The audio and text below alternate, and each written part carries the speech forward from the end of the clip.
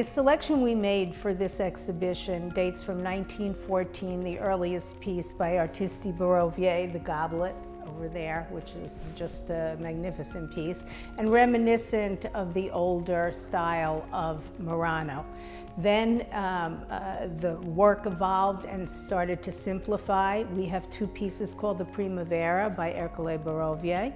We have in this vitrine Napoleone Martinuzzi, and in the next vitrine we have Trasparente and by Vittorio Sacchini. And these are just four examples, four genres of the work in the collection because we were limited about the space.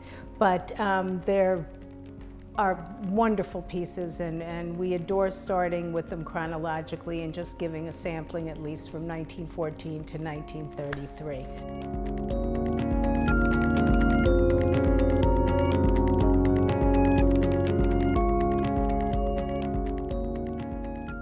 Nonostante innanzi a Dio avessimo già da un bel po' cominciato la nostra collezione di vetri di Murano, dunque di vetri veneziani, la città di Venezia non è una parte d'Italia che conoscevamo. È stato un po' un caso fortuito il nostro incontro con Venezia. Durante un viaggio a bordo dell'Alitalia, quando ancora non c'erano né i telefonini, ancora meno gli iPad, si leggeva quello che ci veniva fornito a bordo, cioè soprattutto la rivista Ulisse, e all'interno di questa rivista notai una piccolissima pubblicità che parlava di una mostra all'Istituto al Querini Stampaglia di Venezia degli artisti Barovier. Dunque ci siamo precipitati a Venezia, abbiamo visto la mostra e ovviamente ci siamo innamorati non solo del vetro che già amavamo, ma soprattutto della città di Venezia, che abbiamo cominciato a frequentare per tantissimi anni e che continuiamo ancora a frequentare oggi con molta gioia. We personally haven't seen the glass ourselves for over 10 years since the last exhibition we had at the Frist Museum in the United States.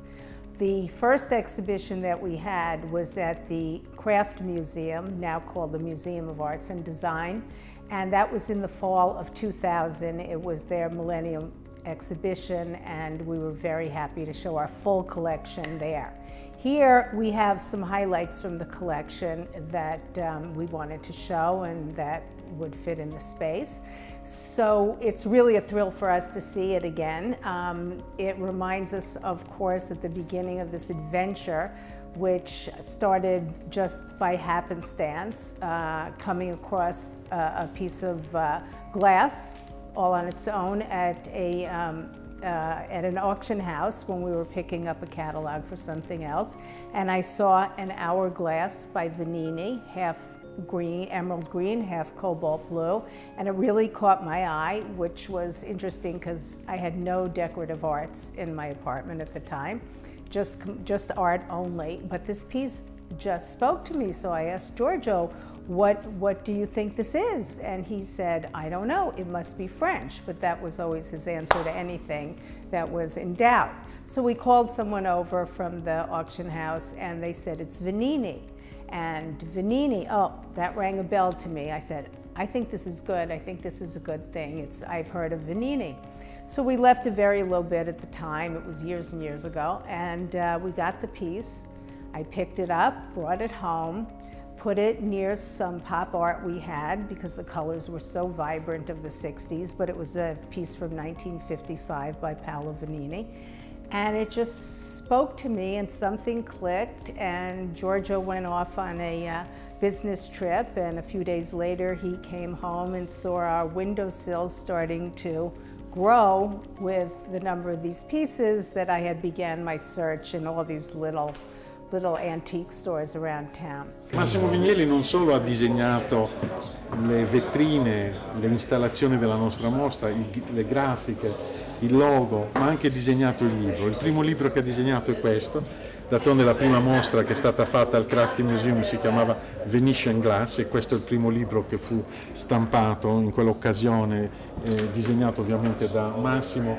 Questo catalogo raccoglie 260 lavori, cominciando da questo qui nel 1914, che è un vaso che era stato esposto in una fiera in Germania nel 1916, e poi continua cronologicamente per arrivare sino ai nostri giorni con i vetri di lino tagliapietra. Massimo fece anche questa meravigliosa brochure e tutto questo insieme di elementi che servivano a far conoscere il vetro veneziano attraverso le nostre mostre. Il dépliant, vedi, si apre. Ovviamente ritroviamo il grid che era tanto caro al nostro Massimo, vedi il grid tipico, no, di tutte le sue, con un suo lavoro qui che sono queste bellissime caraffe in vetro fatte dalla Venini e dai francesi Christophe.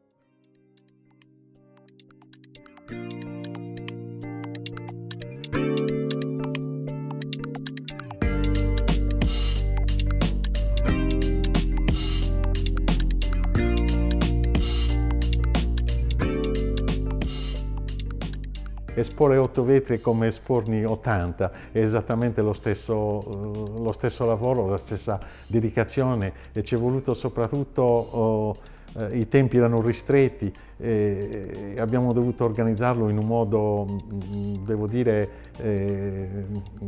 rapidissimo. Ovviamente siamo felicissimi di poter presentarlo con le vetrine che erano state disegnate da Massimo Vignelli per la sua mostra all'Istituto Italiano di Cultura. Delle vetrine che io ho sempre trovato straordinarie e che abbiamo riusato per questa mostra. Io ogni qualvolta ho la possibilità cerco di lavorare e di pensare nel modo in cui il Massimo ci ha insegnato. Spero che continueremo a farlo e spero che gli newyorkesi e gli italiani di New York apprezzino questa presenza di Venezia qui al consolato. After acquiring a number of pieces, we got the bug, and Giorgio agreed that this was magnificent pieces of art to collect. We were also fascinated by the fact that it was glass, that it was made up of sand, water, fire, natural elements that began historically in Venice for centuries, and eventually it moved in the year 1490 onto the island of Murano. And all the glass is hand-blown on the island of Murano. And we just became fascinated with it, and it started to grow. We started with the area of the mid-50s, which I happened to find in New York because a lot of people were traveling then and soldiers coming back from who were stationed in Italy and brought these mementos home from Venice. And then we went back in time as we started traveling more and more to Venice, and anything that took me to Italy and was Italian I was happy to delve into because I've been an Italophile all my life. So we went to Venice and saw a spectacular exhibition there, and one thing led to another. And I always said to Giorgio, as exciting as it was to find the pieces and put them in the collection and all of that, definitely the most wonderful thing about this whole journey has been the people we met along the way, who not only taught us and educated us about the artists, about the times, the personalities of the artists, but also just so many have become friends. And we've been very fortunate, probably the most fortunate part of this journey, but we are so happy and always have been to share it with those who would appreciate it and enjoy it. Tengo a ringraziare Francesco Genuardi, il nostro console generale a New York, perché ha avuto una visione straordinaria a voler portare l'arte all'interno del consolato, e non solo l'arte a cui oramai ci hanno abituato da sempre, l'arte degli altri secoli, ma l'arte del XX e del XXI secolo.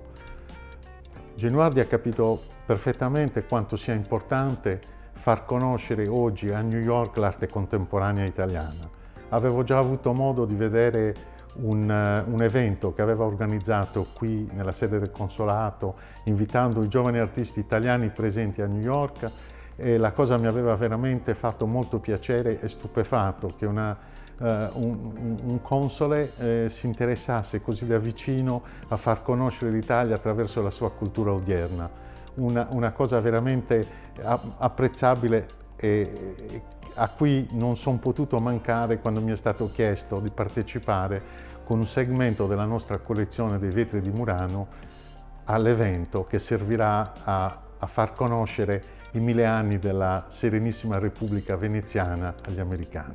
I hope everybody enjoys them and enjoys the colors of Murano and the forms and the whole history of Murano, even if it's just in a few pieces.